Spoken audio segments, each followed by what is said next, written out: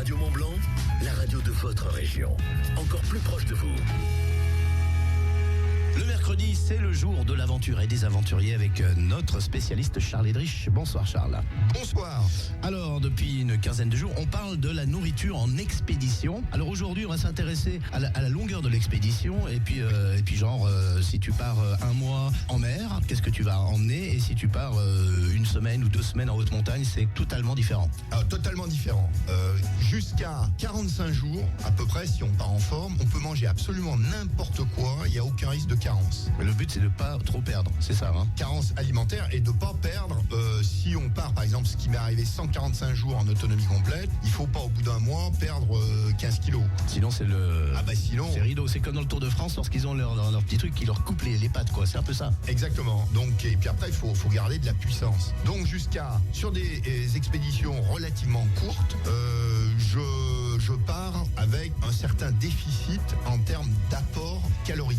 Ah, tu pars en négatif? En négatif. D'accord. C'est-à-dire, je pensais que tu allais faire l'inverse, moi, que tu pars en positif et que... Non, même Non, pas. alors, pas de réserve. L'Atacama, par exemple, 32 jours, je perds 15 kilos. Mais j'y arrive, je suis en pleine forme. Mais par contre, il aurait peut-être pas fallu que j'en perde encore 15. Non, sinon tu n'aurais pas terminé le périple. Exactement.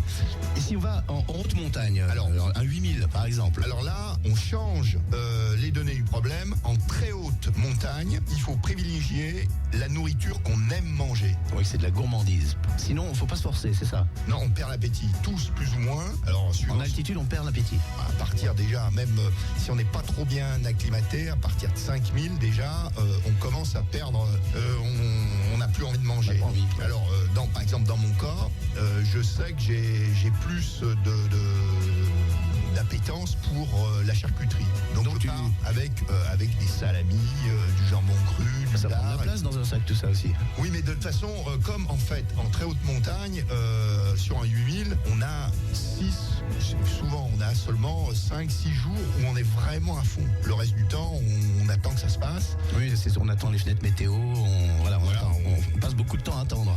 On passe son temps, disons, à s'acclimater, etc. Donc là, on part, il faut absolument partir avec ce qu'on aime manger. Alors, c'est l'inverse en expédition polaire. Ah oui, alors là-bas, en polaire, on mange un petit peu de tout, quoi. En gros. C'est ça. Même si on n'aime pas. Même la personne la plus délicate, au bout de 24 heures dans une ambiance polaire, elle dévore. On lui fait manger n'importe quoi. Plaquette de beurre à la cuillère, bouteille d'huile au goulot, donc on mange n'importe quoi. Merci Charles. En tout cas, la meilleure idée pour moi, c'est plutôt la haute montagne. Je suis plus saucisson que n'importe quoi en expé polaire. On se retrouve la semaine prochaine. À la semaine prochaine. Bienvenue au sommet de la musique. Au sommet de la musique. Avec Radio Mont-Blanc.